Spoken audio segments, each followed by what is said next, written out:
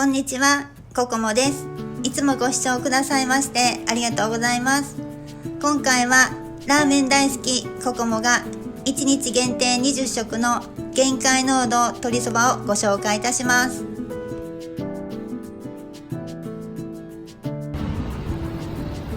今日は大阪市住之江区にある鶏そば座銀さんへ来ています。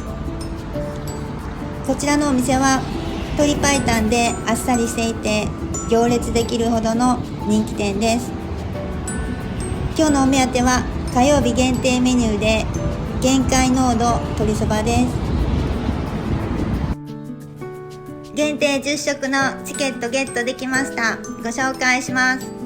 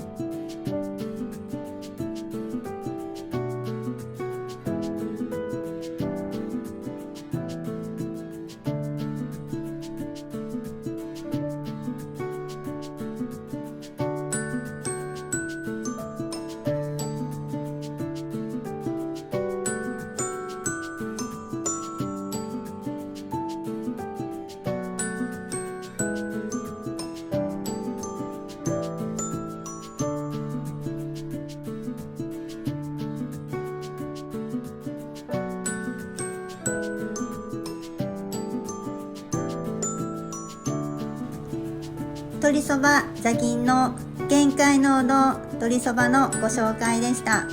いかがでしたでしょうか。最後までご視聴いただきましてありがとうございます。関西にしかない店舗のご紹介でしたけど、関西に来られた際はぜひ立ち寄ってみてくださいね。次はアディファミリー企画の大人のスイーツの宣伝動画になります。どうぞお楽しみください。